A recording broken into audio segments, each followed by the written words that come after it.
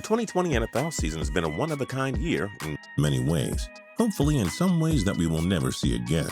I'm looking at you, coronavirus. Between the messy scheduling changes, the last-minute COVID-related scratches, and all the general mayhem that comes with trying to get all 32 teams through a 16-game season in a global pandemic, it has been one heck of a year.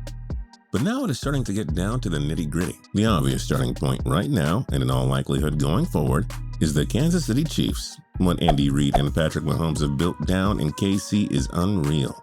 And to be honest with you, I would be shocked to see a single AFC team rally to knock them off in the postseason. But as we know, this is the NFL, the league of parity, so they say. And I would not be surprised if one contender from the NFC rose to the occasion and knocked Patrick Mahomes and the Chiefs off in the big game. A team that, like Kansas City, has a former MVP, Aaron Rodgers, who led his team to the NFC Championship game in 2019, and by all accounts is on a revenge tour this season, ready to get his second Super Bowl ring. Let's take a look at what Green Bay's potential roadmap to the Lombardi Trophy might look like, and the real reason that they are destined for success in Super Bowl 55. Green Bay's season, like the NFL season, started off rather tumultuously. The chaos dated all the way back to draft night, when fresh off of an NFC Championship appearance, one in which it was painfully obvious that the team's longtime star quarterback needed some help.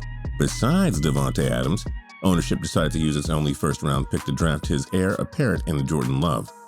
This immediately sent social media into a tizzy. After all, a quarterback playing long past his mid-30s is not overwhelmingly uncommon anymore, and Rodgers has shown few signs of slowing up. So it was a curious decision, and one that Rodgers himself publicly showed his dismay over. I wasn't elated by the pick, especially being one game away from the Super Bowl and feeling like we're a couple of players away. But at the same time, I understand it's a business. I know that's the reality, Rodgers told Kyle Brandt of The Ringer. He was, however, quick to reiterate that he would be there to support Love, citing his personal experience in a similar position to the young quarterback. I learned a lot over those years working with Brett, Rodgers told Brandt. Things that I can bring to the relationship with Jordan and just bring the mindset I went through as a young 21, 22, 23-year-old, playing with my idol as a teammate. I'll definitely take those lessons with me. Like I said before, I've always had great relationships with my backups and always loved helping those guys out in any way. The more questions they have, the more answers I have.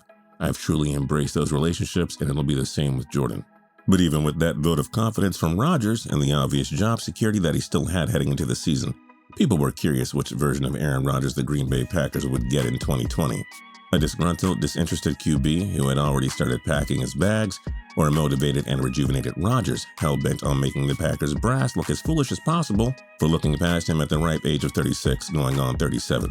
Well, clearly there should not have been all that speculation, because it has been the latter version of A-Rod that we've seen in 2020, and it's not even close.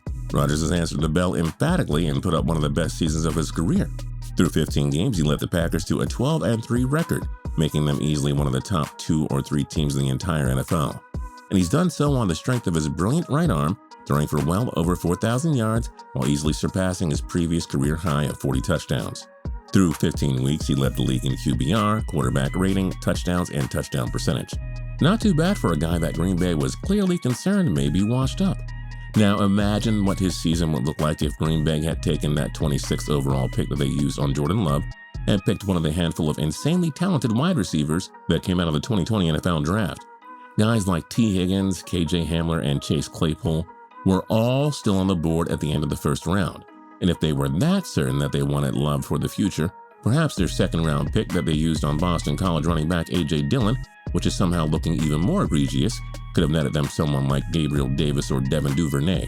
But alas, their top 2 picks haven't made a lick of impact on the 2020 season, not that it has stopped Rodgers from being absolutely dominant. Anyway, just because Rodgers has been great this season is no guarantee that the Packers are going to win the Super Bowl. I mean, if that were the case, the Packers would have probably taken home more than one Lombardi Trophy during Rodgers' 15-year career, as he has consistently been one of the best QBs around. This team, however, is starting to take form as a whole in a way that should strike fear into the hearts of the other Super Bowl contenders. Davante Adams has somehow taken another leap forward and has proven to be one of the few truly elite wide receivers in the game. It is insane what this guy can do, both running routes and with the ball in his hand. It is like he never even breaks his stride. And the numbers back it up as the 3-time Pro Bowler looks ready to take a step forward and take home All-Pro honors this season. Despite the fact that Adams missed 2 games this year due to injury, He has been putting up some astronomical statistics. Through 13 games, he had 109 receptions for 1,328 yards and 17 touchdowns. That would be an amazing performance for a full 16-game season, let alone 13 games. Adams' amazing ability to make plays has done well to open up the field for Green Bay's other receivers too. Both Allen Lazard and Marquez Valdez-Scantling have stepped up. And for once, Green Bay actually has a running back capable of doing more than just complementing that amazing passing game in Aaron Jones. The point being, it will be very challenging for anyone to slow Green Bay down in the playoffs, particularly if they are forced to play them in the unfriendly confines of Lambeau Field. Even if there aren't any fans, the weather in Wisconsin this time of year is not as friendly as a place like, say, Tampa Bay, or the cozy confines of New Orleans Dome Stadium. But one unit that doesn't seem to mind the winter weather is the Packers offense, which looked like it was playing on indoor turf during their trouncing of Tennessee in a snow-filled Week 16 contest. But as we all know, it typically takes more than just a great offense to win a Super Bowl. The postseason is about playing complementary football. The offensive and defensive units must both be operating at a high enough level to defeat the opposing side. Even the Kansas City Chiefs, who were renowned for their offensive prowess over the past 2 seasons, had to rely on some timely defensive stops during last year's Super Bowl run. They only allowed 20 total points in the big game, and 0 in the fourth quarter when they came storming back with 21 unanswered. That is impressive for a team whose defense was quite literally questioned all season long.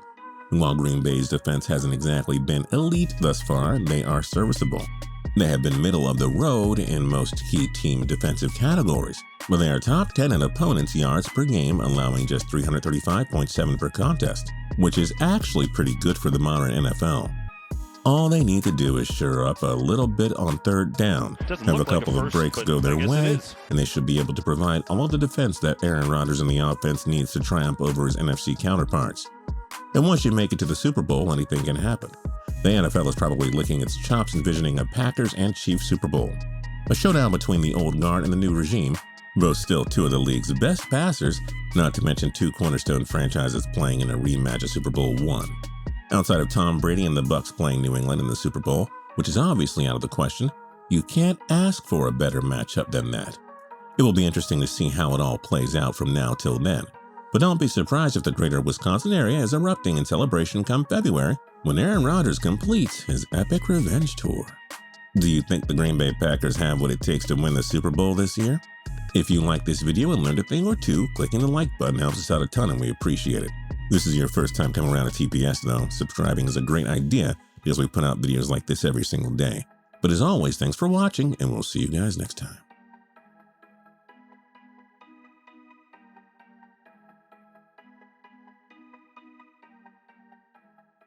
My knee.